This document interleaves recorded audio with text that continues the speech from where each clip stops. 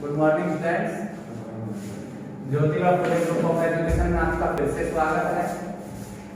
अपन पढ़ रहे थे बेटा त्रिकोणमिति के अनुप्रयोग प्रश्नावली 9 जो कि खत्म होने के कगार पे है। इस नवी प्रश्नावली में अपन 12वें प्रश्न पे चलेंगे। ध्यान से देखना। Question number 12। 7 मीटर ऊंचा एक भवन है। 7 मीटर ऊंचा एक भवन है। तो सबसे पहले 7 मीटर खींच लिया ऊंचा भवन।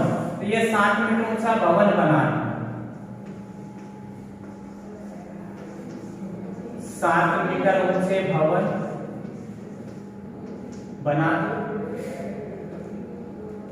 के शिखर से एक केबल टावर के शिखर का उन्नयन कौन? एक केबल टावर और बोल रखा है केबल टावर। ये केबल टावर बना दिया। भवन के शिखर से केबल टावर के शिखर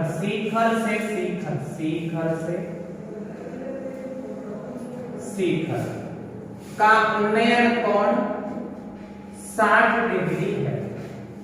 इसका उन्नयन कोण 60 डिग्री है और इसके पाद का अवनमन कोण 45 डिग्री है। ये इसका पाद बिंदु हो गया। इसका अवनमन कोण कहिए। अवनमन में यहां भी दर्शाना पड़ेगा जो कि 45 डिग्री है। तो टावर की ऊंचाई ज्ञात करो। इस टावर की ऊंचाई अपन को ज्ञात करनी है। टावर की ऊंचाई ज्ञात करने से पहले आप देखते हो बेटा, इसको तो मैं x मीटर मान लूंगा। ये जब 7 मीटर है तो ये भी कितना मीटर होगा? 7 मीटर। ये 7 मीटर तो ये भी 7 मीटर होगा। ऊपर वाली क्या मान लूं मैं इसमें? h metre. तो पूरे टावर की ऊंचाई क्या हो जाएगी? 7 प्लस h मीटर। माना DE बराबर है h मीटर। माना DE बराबर h मीटर। आपको पता है बेटा कि AB जो है वो CE के बराबर है। AB जो है वो CE के बराबर है। क्योंकि AB बराबर CE बराबर कितने मीटर हो जाएगी? 7 मीटर। तो पूरे टावर की ऊंचाई क्या बनेगी? 7 ये प्लस में h। तो 7 प्लस h बनेगी पूरे टावर की ऊंचाई। अतः टावर की ऊंचाई क्या बन के आई है? टावर की ऊंचाई बराबर 7 प्लस h मीटर। बेटा देखना, एक कोण 45 डिग्री का है। बन कहां रहा है? ये C बिंदु पर। C बिंदु पर बन रहा है CAB में। परमानेंट L/A बराबर tan थीटा होता है, पता है।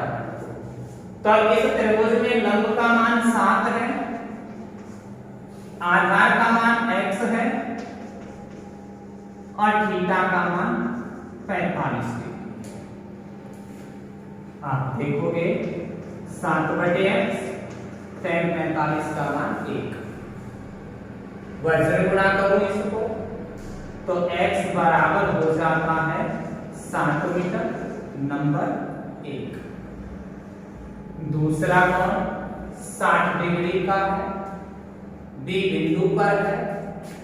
तो त्रिभुज बन गया बी ई डी में।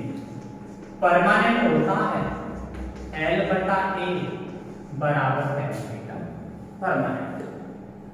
इसका लंब h है, लंब इसका h है, ये x है तो ये भी x हो गया बराबर tan थीटा की जगह पे 60 डिग्री।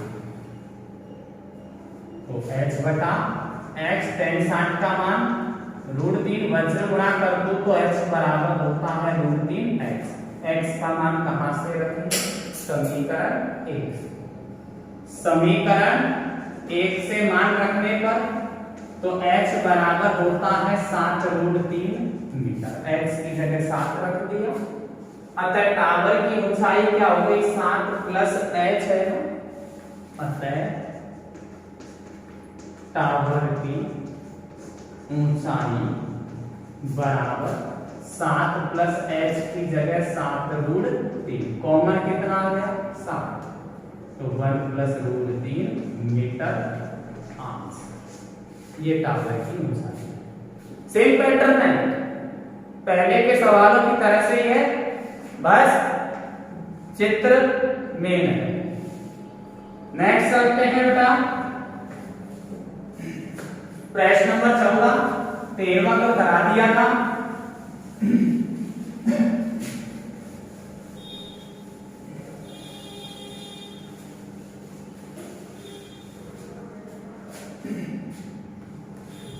प्रश्न नंबर 14। सबसे पहले क्षैतिज रेखा खींच ली है, खींच ली क्या? क्षैतिज रेखा। आगे पढ़ते हैं। 1.2 मीटर लंबी एक लड़की है, एक लड़की है। कितने मीटर की है? 1.2 मीटर की। 1.2 मीटर की एक लड़की है। ये लड़की बना दी जिसकी लंबाई 1.2 मीटर है। 1.2 मीटर की एक लड़की है। भूमि से 88.2 मीटर की ऊंचाई पर क्षैतिज रेखा में हवा में उड़ रहे गुब्बारे को देखती है। एक गुब्बारा जो कि हवा में उड़ रहा है। कितने मीटर की ऊंचाई पर उड़ रहा है? 88.2 मीटर की ऊंचाई पर। ये एक गुब्बारा हो गया 88.2 मीटर की ऊंचाई पर उड़ रहा है। इस गुब्बारे को देखती है लड़की। किसी भी क्षण लड़की की आंख से गुब्बारे का उन्नयन कोण 60 डिग्री है। गुब्बारे का उन्नयन कोण कितना डिग्री है? 60 डिग्री। कोण बनाने के लिए क्षैतिज रेखा जरूरी होती है। ये है 60 डिग्री। चित्र समझ में आ रहा होगा? कुछ समय बाद उन्नयन कोण घटकर 30 डिग्री हो जाता है। कुछ समय बाद यह उन्नयन कोण घटकर 30 डिग्री हो जाता है। इसका मतलब क्या? तो गुब्बारा उधर सरकेगा या लड़की इधर सरकेगी। एक काम होगा, जब भी तो कोण कम ज्यादा होगा। तो ये कह रहा है कि गुब्बारे द्वारा तय की गई दूरी ज्ञात करो। इसका मतलब सरका कौन है? गुब्बारा। गुब्बारे के द्वारा तय की गई दूरी ज्ञात करनी है। इसका मतलब कौन सरक रहा है? गुब्बारा सरक रहा है। तो गुब्बारा सरक के बेटा इधर आ जाता है। तो इस गुब्बारे का उन्नयन कोण कितना डिग्री हो जाता है बेटा? 30 डिग्री। दिक्कत नहीं। तो गुब्बारे द्वारा तय की गई दूरी अपन को ज्ञात करनी है।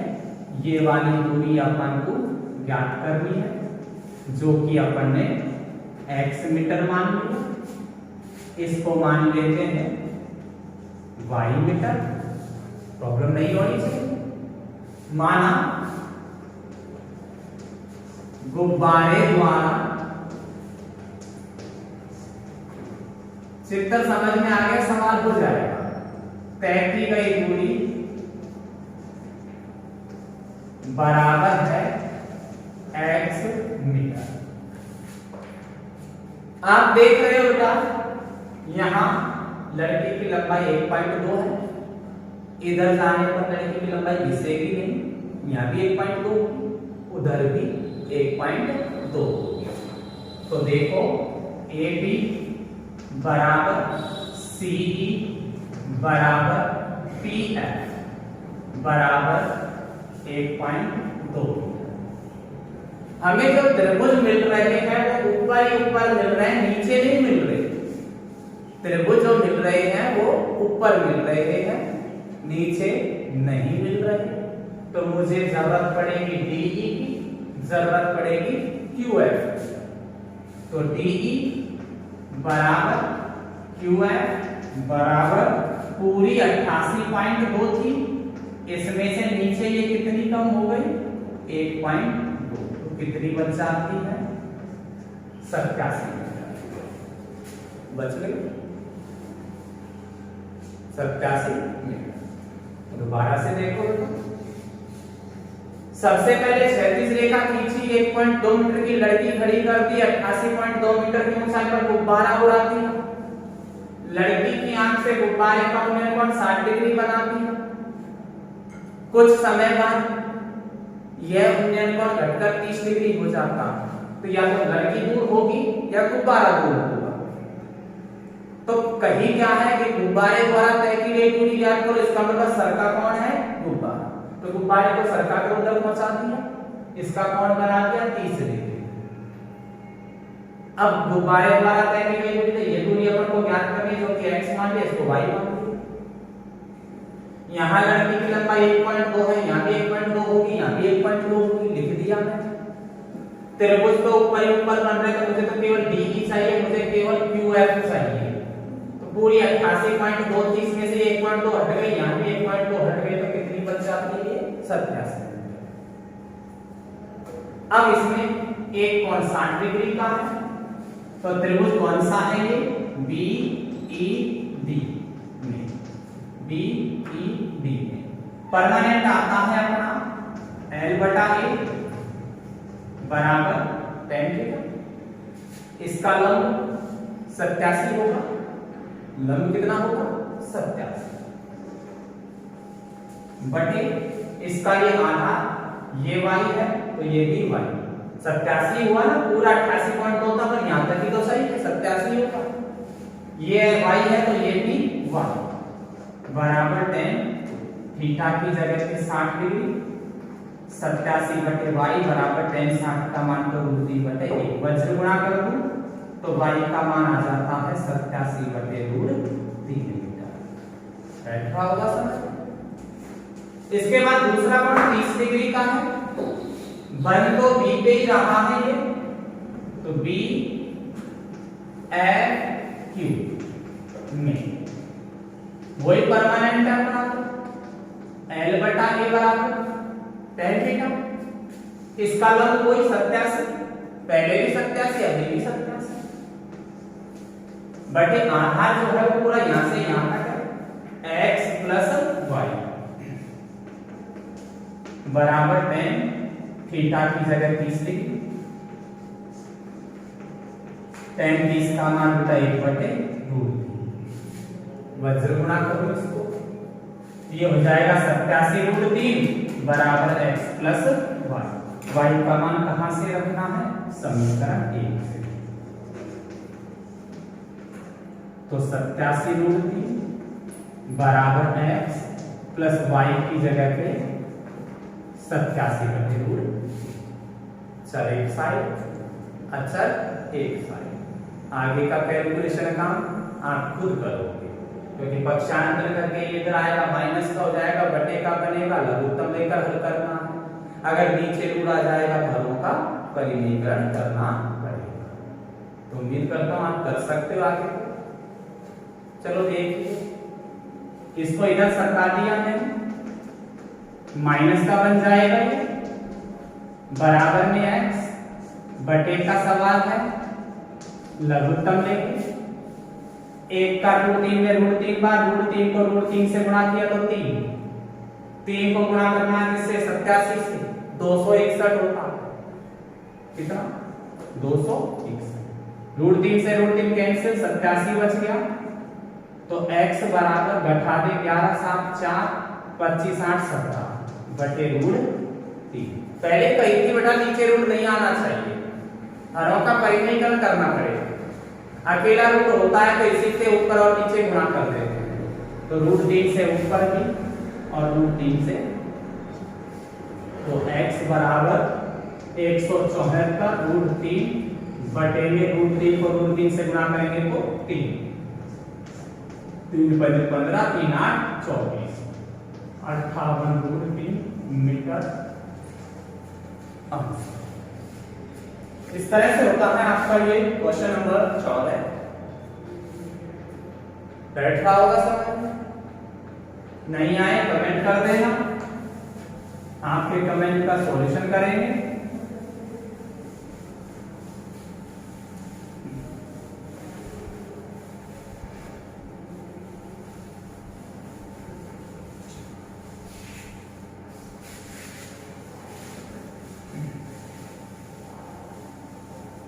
देखो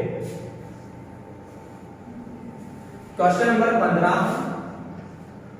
थोड़ा ध्यान से धांसू समझे। एक सीधा राजमार्ग है, राजमार्ग हाईवे, ये राजमार्ग बनाती है जो कि एक मीनार के पार तक जाता है। एक मीनार है तो ये मीनार खड़ी कर दी हमने, ये राजमार्ग मीनार के पार तक जाता है। मीनार के शिखर पर खड़ा एक आदमी, मीनार का ये शिखर है, इस शिखर पर कोई आदमी है जो कि एक कार को 30 डिग्री के अवलंबन कोण पर देखता है। एक कार आ रही है, कार राजमार्ग पर ही तो आएगी, कार को कितने डिग्री के कोण पर देखता है? 30 डिग्री के कोण पर। बना दिया, अवलंबन कही है ना, तो ऊपर डॉट कर देते हैं। पहले कह रखी है काम में तो उन्नयन ही आएगा, बस अवलंबन को दर्शाना पड़ेगा। दर्शा दिया। आगे कह रहा है जो कि मीनार के पास की और एक समान चाल से जाता है। 6 सेकंड बाद कार का अवलंबन कोण 60 डिग्री हो जाता है। भाई कार जो है पहले यहां थी, अब वो कार 6 सेकंड चल ली तो कार यहां पहुंचेगी नहीं पहुंचेगी? बोलो कितने सेकंड चली है? 6 सेकंड। तो इसका अवलंबन कोण कितना डिग्री हो जाता है? 60 डिग्री हो जाता है। 60 डिग्री हो गया। तो बताओ कार मीनार के नीचे से कितने समय में गुजर जाएगी?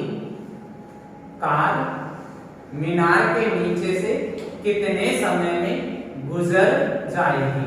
यानी कार को यहां से यहां तक पहुंचने का समय ज्ञात करना है कि ये कितने समय में गुजर जाएगी।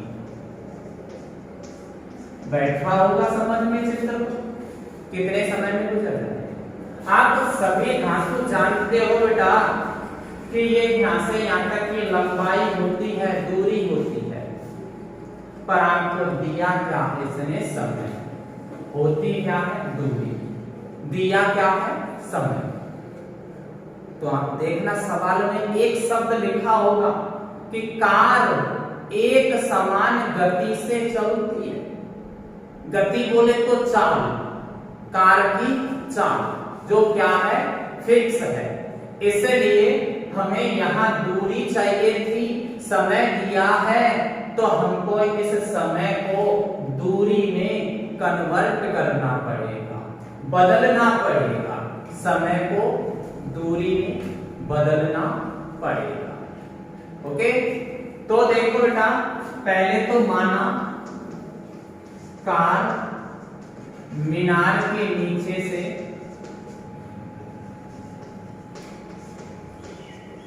x सेकंड में गुजर जाएगी। क्लियर बात? अब अपन को यहां कार की चाल भी माननी पड़ेगी। माना कार की चाल बराबर y मीटर प्रति सेकंड। क्योंकि x तो हम ये मान चुके हैं, चाल तो माननी पड़ेगी ना। क्योंकि इसमें क्या लिखा है कि एक समान चाल से चलती है का, एक समान गति से चलती है। गति बोले तो चाल, उस चाल को मानना पड़ेगा किस गति से चल रही है। मैंने क्या कही थी कि ये लंबाई होती है, दूरी होती है, दिया क्या है समय, तो समय को दूरी में कन्वर्ट करना पड़ेगा। तो दूरी में कन्वर्ट करने के लिए आप जानते हो दूरी का फॉर्मूला होता है चाल गुना समय।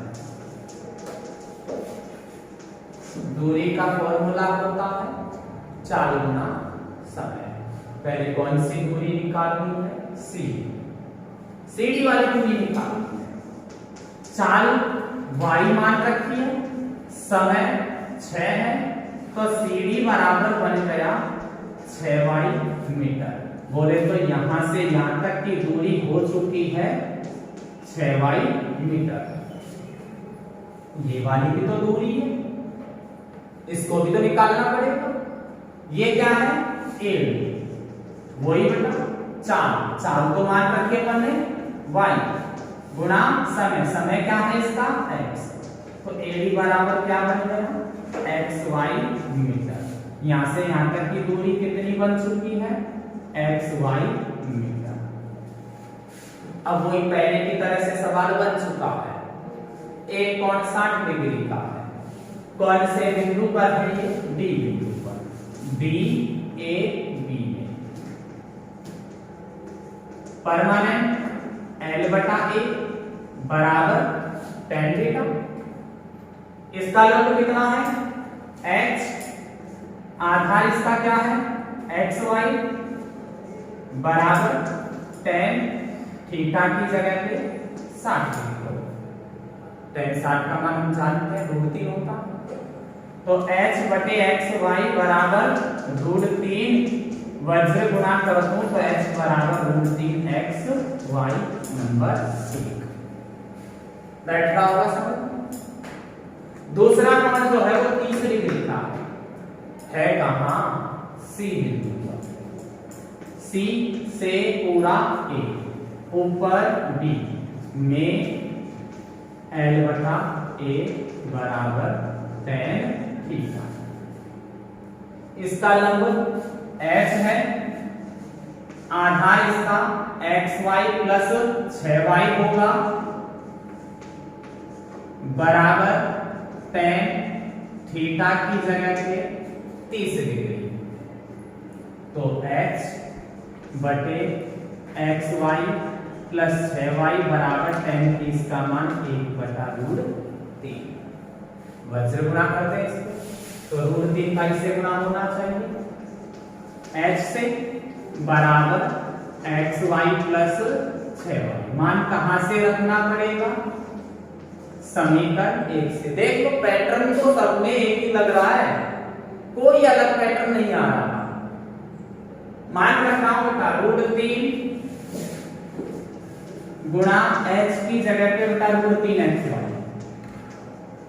बराबर xy प्लस 6y। तो √3 को √3 से गुणा किया, xy इधर आएगा बराबर में 6y। तो 3xy में से 1xy घटाया तो देखो बेटा y से y कैंसिल, गुणा की संख्या बटे में जाएगी। x बराबर कितना आ गया, यानी कार मीनार के नीचे से 3 सेकंड में गुजर जाए। बैठ रहा होगा समझ में, ऐसी कोई प्रॉब्लम वाली बात नहीं है, क्योंकि पैटर्न सब में एक ही है, इसलिए मैंने थोड़ी सी स्पीड बढ़ा दी। पैटर्न सबका एक ही था, इसलिए थोड़ी सी स्पीड बढ़ाई है और मैंने कुछ नहीं किया। चित्र यदि सवाल का बन गया तो सवाल हो रहा है, और चित्र गलत है तो सवाल भी गलत। नेक्स्ट है बेटा लास्ट 16वां।